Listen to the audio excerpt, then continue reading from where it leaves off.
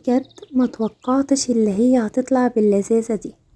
حاجة كده من الاخر، بجد هو ده طاجن السعادة. كيك لذيذ جدا، عملته كده بالهوهوز، يعني كيك بطعم الهوهوز، يعني حاجة من الاخر احلى كيك ممكن تدوقه.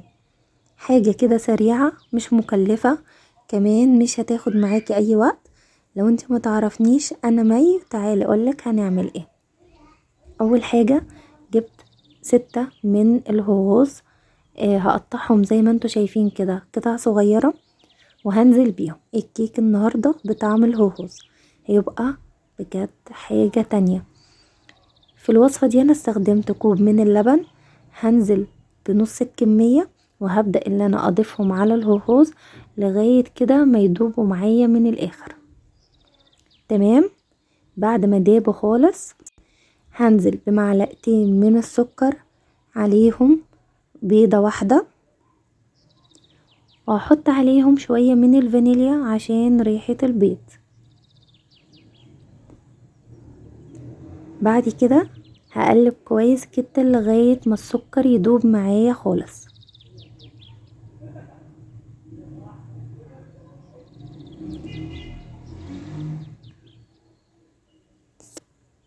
تمام، السكر داب معايا.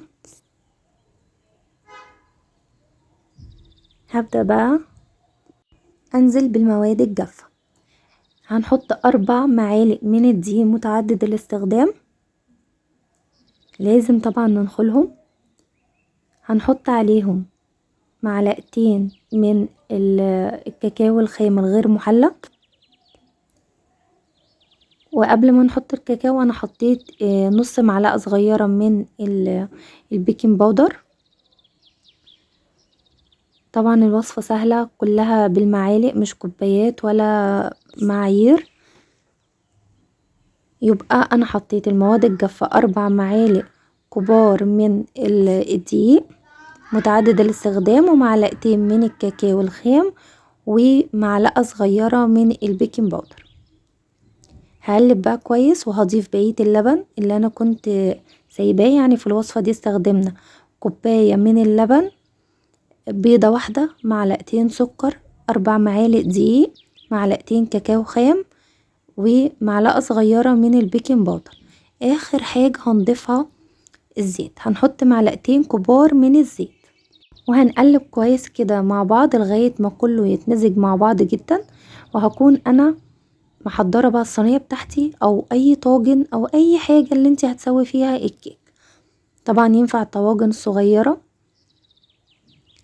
انا كنت مولعة الفرن، هي مش هتقعد اكتر من 10 دقايق، ممكن نحطها كمان في الميكروويف.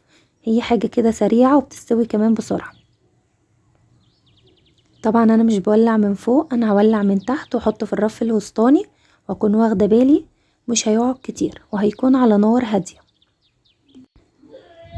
سويت كويس كده من فوق، وهبدأ برضك اللي انا بأي بقى بعصاية شيش طاووق او سكينة، اي حاجة، اللي انا هبدأ اعمل كده زي ما انتوا شايفين الاشكال دي، عشان لو في اي فقاعات من جوه او هواء اكون متأكدة اللي هو خرج.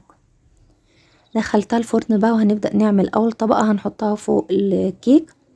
حطيت نص كوباية من الكريم شانتيه الغير محلى خام، عليهم معلقة من الكاكاو الخام، واحط عليهم نص كوباية مية، ولو احتاجت مية هحط تاني. انا مش بحب ان انا احط كمية المية كلها مرة واحدة، عشان ما تسلش معايا، واكون خلاص ما عنديش مثلا كريمة تانية، فاحط بقى المية تدريجي. انا حطيت ضفت عليهم ربع كوباية مية كمان، يعني اخدت معايا نص كوباية كريمة عليها كوباية الا ربع طبعا مية ساقعة.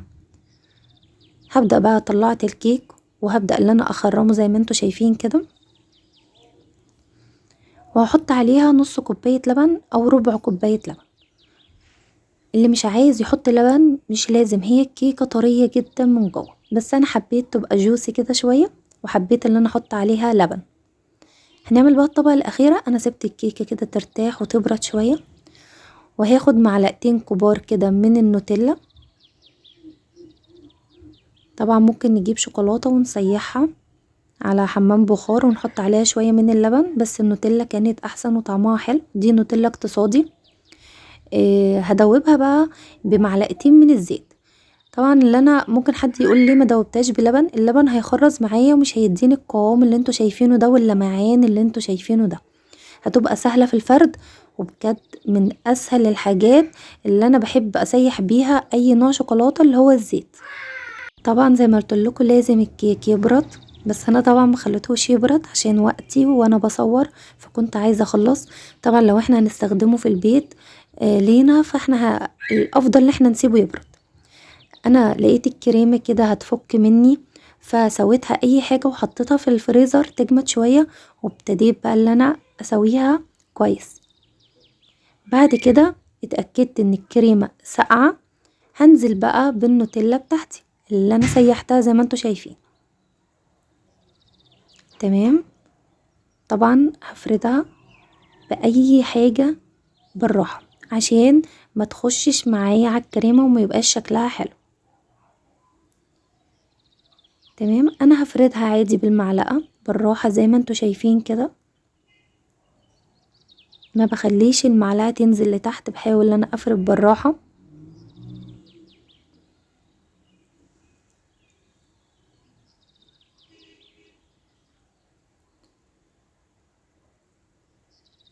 يعني حاجه كده سهله وحلوه جدا. تزيين بقى اختياري، احنا ممكن نسيبها كده.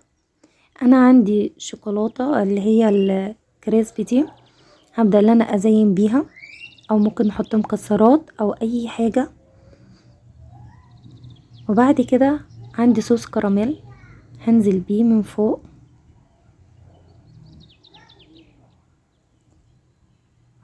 وطبعا ادام هي كيكة هوهوس اكيد لازم نزينها بالهوهوس. تمام. خلاص كده خلصنا. ندوق بقى. ايه ده، حاجة بجد شكلها تحفة وكمان طعمها تحفة. حاجة كده من الاخر بجد تعمليها وتاكليها، حاجة لذيذة. من احلى الحاجات اللي انا حبيتها، من احلى الكيكات اللي انا عملتها وحبيتها. يا ريت لو الفيديو عجبكم والوصفة عجبتكم ما تبخلوش عليا باللايك والاشتراك، عشان اي وصفة جديدة انا هعملها تشوفوها وتوصل لكم.